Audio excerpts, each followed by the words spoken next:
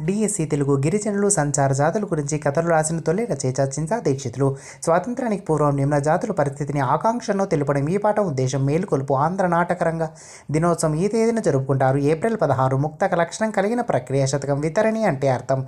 దాత రవి పరువు పందెంలో నెమ్మదిగా పరిగెత్తాడు. ఈ వాక్యంలో క్రియా విశేషణం నెమ్మదిగా. వికృతులను ఇలా కూడా అంటారు. తద్భవాలు అయితే ప్రకృతుల్ని ఇలా అంటారు. తత్సమాలు కానా విపినం పదాలు పర్యాయపదాలుగా గలపదం. అరణ్యం భాస్కరుడు పదానికి వ్యుత్పత్త్యర్థం. కాంతిని కలుగుజేవాడు. మదనము పదానికి నానార్థాలు. ఉమ్మెత్త ఆమెని చెయ్యనుకుండా పొయ్యని నీళ్ళు. ఈ పొడుపుకు విడుపు కొబ్బరికాయ. మార్పు లేకుండా అనే అర్థం వచ్చే జాతీయం. చెక్కు చెదరకుండా. మహీద్ కరీము సహజంగా శక్తిశాలురు మేధావులు. ఈ వాక్యంలో ఊష్మాలు గుర్తించండి. సాహ పుత్రుడు ఈ పదానికి వికృతి. బొట్టె బ్రతుకు తెరువు పదానికి విగ్రహవాక్యం. బ్రతుకు కొరకు తెరువు క్రింది వాటిలో సరిగా జతపరిచిన వాక్యాలు. వనజ అందమైనది చురుకైనది సంయుక్త వాక్యం. వనజ పాలు తాగి నిద్రపోయింది సంశ్లిష్ట వాక్యం. కుట్టుసురు ఈ పదంలోని సంధి ద్విరుక్తటకార సంధి.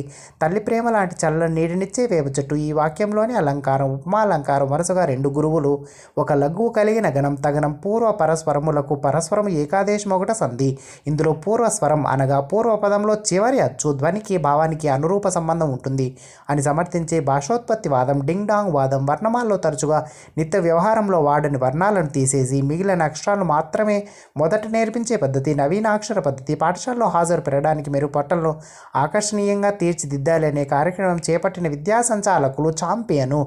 విద్యార్థుల్లో విస్తరణ పఠన నైపుణ్యానికి పెంపొందించడానికి స్వీయ అభ్యసన శక్తులు పెంచడానికి ఉద్దేశించింది. ఉపవాచకం. తరగతిలోకి తీసుకురావడానికి సాధ్యం కాని వస్తువులతో దృగ్విషయాలతో సంపూర్ణమైన జ్ఞానానుభూతి కలిగించే నిమిత్తం రూపొందించిన అభ్యసనాన్ని ఏమంటారు? క్షేత్ర పర్యటన. విద్యార్థుల విద్యా విషయక సర్వతోముఖాభివృద్ధికి తోడ్పడే బోధన. వికాస బోధన.